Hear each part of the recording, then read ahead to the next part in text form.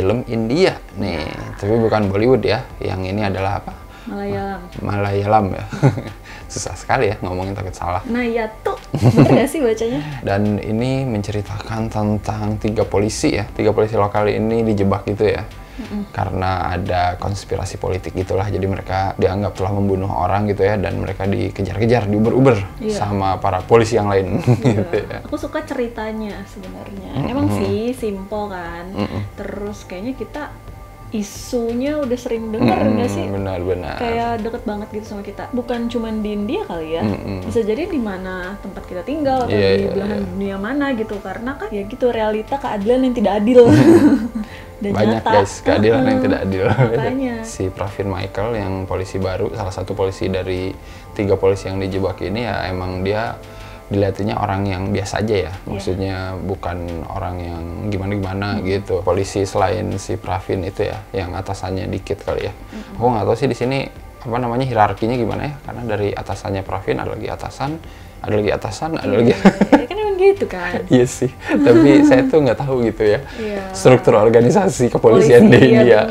Sih. Cuman kalau di sini dibilangnya dia sudah kerja kayak 20 tahun gitu loh. Iya, polisi senior lah. Iya, senior lah. Gitu. Si Maniappan ini ya, yang emang dia juga kelihatannya baik, tapi dia sudah tahu lah praktik-praktik kotor di kantor polisi. Pasti gitu ya. Karena udah kerja lama, jadi kayak udah biasa. Sama satu lagi yang cewek ya, polisinya, si Sunita. Ini juga kayaknya anak baru sih, dan kayaknya nggak cocok jadi polisi ya. Iya benar. Itu yang pertama kali aku bilang. Iya.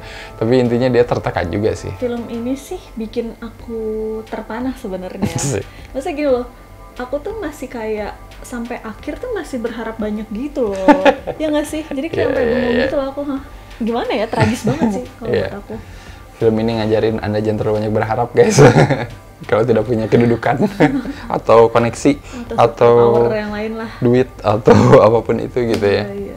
Berat sih emang ya hidup jadi polisi di lingkungan yang korup gitu ya. Anak baru, atasannya juga sama-sama korup gitu ya. Di sini juga mungkin disinggung soal orang Dalit gitu ya. Mungkin itu kayak etnis atau suku tertentu gitu di sana yang kayaknya berpihak gitu sama satu partai gitu atau berpihak sama satu penguasa gitu. Jadi kayaknya bagian-bagian apa namanya intrik politiknya sih sebenarnya aku kayak pengen lebih tahu lagi sih. Cuman sayang di sini kayaknya kurang terjelaskan aja sih. Hubungan kekuasaan sama kaum tertentu tuh gimana gitu. Di sini kurang diliatin aja sih gitu. Sampai segitu berpengaruhnya kan kalau di sini gitu. Kita kan kayak nggak gitu banget kayaknya di sini ya. Yang mencuri perhatian aku ya karakter Maniappan sih.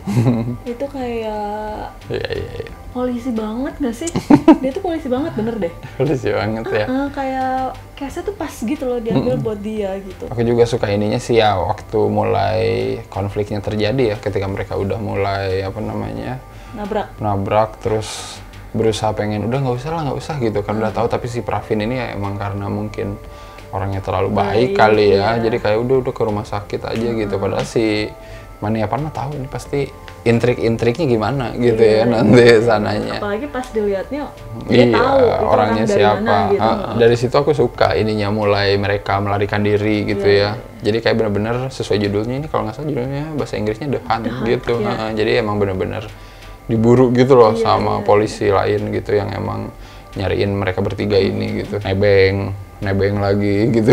Siapa ganti baju apa kayak gitu ya, sampai akhirnya ke desa gitu ya, ke Lembang lah gitu. Kalau di Bandung mah kaburnya tuh ke gunung gitu. Seru tuh gitu di situ. Cuman sayangnya bagian si Maniappan yang di SMS sama orang gitu ya, yang dia bilang kamu dijebak gitu ya, lari. Nah itu tuh aku pengennya sih ada kelanjutannya lagi, karena kan itu sebenarnya masih ada hubungannya sama apa namanya intrik politik yang diomongin gitu di film ini. Nah itu tuh kayak kurang gitu, kurang dieksplor dikit aja gitu biar kita lebih relate aja sih gimana sih persaingan yang terjadi gitu sebenarnya. Ada tabrakan dan yang nabrak itu polisi, apa langsung dikejar segitunya ya? Nah itu makanya itu kan balik lagi sebenarnya ke urusan politik yang ada di film ini gitu. Ini karena kebetulan dia ini ya berhubungan sama politik ya. Mungkin kalau biasa aja mungkin nggak gitu ya. Dan yang ditabraknya itu yang tadi itu aku bilang kaum apa gitu. Jadi kayak ada sesuatu gitu di situ tuh yang di sini tuh sebenarnya harusnya bisa dijelasin lebih simpel lagi sih gitu. Kan di sini kan ngobrol tuh cepet ya gitu. Jadi beberapa jadi kayak belum masuk tuh informasinya gitu ke aku gitu. Tapi ya emang seiring film berjalan kita mulai paham gitu ada apa. Cuman kayak masih ngeganjel aja dikit gitu. Kalau memorable apa? Memorable pertama adalah ngumpet di losbak. Itu kayak ketahuan nih. Ternyata si beruntung ya di situ. Jadi kayak nggak jadi gitu. Terus yang bombastis lah udah jelas, yang suicide itu gila sih. Itu mengejutkan banget karena kita juga nggak menduga ya. Iya, tapi sedih sih dia melakukan itu bukan karena dia capek dikejar sebenarnya ya. Bener-bener karena nggak mau mencemarkan nama keluarga kali ya. Terutama anaknya yang dia sayang banget. Gila sih itu. Gitu. Sama yang terakhir ketika si mayat gantung diri itu digantung lagi di kantor. Itu kayak ya Allah gini banget, gila jahatnya minta ampun. Iya udah disiapin ini ya surat pernyataan. Iya. Udah ditulisin, asik gila. Itu gila sih. Ya, itu deh semua bisa difabrikasi. Kamu mikir nggak sih, jangan-jangan yang selama ini kita tonton adalah di berita beneran ya maksudnya. Dan ini sebenarnya bukan penjahat, tapi dijebak. Kadang gitu nggak sih mikirnya? Iya, banyak kok kayak gitu mah pasti. Pasti karena taunya dia jahat di TV atau di berita. Ya udah kita sebel lah orang dia jahat gitu, tapi nggak tahu dia dijebak. Pusing emang kalau mikirin itu gilaan. Karena close to reality banget. Iya, close to reality banget. Sinematografinya selama dia berpindah-pindah gitu ya. Bagus lah maksudnya, ini tuh kayak emang kota kecil gitu ya. Terus nanti kayak mereka pindah ke dataran yang lebih tinggi, kabutnya kelihatan gitu ya. Terus nanti ada kayak jalan berkelok-kelok. Bagus banget tuh yang pas mereka di rumah di bukit itu ya, gila. Kayak bener-bener, pemandangannya itu ke bawah, lampu-lampu gitu ya. Kalau kita kasih skor berapa nih, Nayat tuh? Aku 8 teh tarik per 10. 8 teh tarik. Boleh lah ya, aku juga 8 ya, mungkin itu lebih karena endingnya ya. Kalau aku sih, aku tuh udah nggak mau expect apapun sih sebenarnya. Pas udah masih expect. Kayak udah 5 menit terakhir itu aku udah enggak. Aku kayak jangan lah abis gitu. Tapi bagus gitu, jadi emang benar-benar ya udah. Kalau di kehidupan nyata pengennya jangan gitu, please. Iya lah. Ini tuh orang baik gitu, tapi kalau di film bosen lah ya. Iya, mungkin ini terus sedikit ini aja lah, refreshing gitu ya. refresh buat kalian yang suka happy ending. Iya, nggak ada twist-twistan lah ya. Iya, cobainlah nonton. Nah ya tuh ada di Netflix, masih ada, dan menurut kalian gimana ya? Dan seperti biasa jangan lupa apa? Jangan lupa like, comment, subscribe.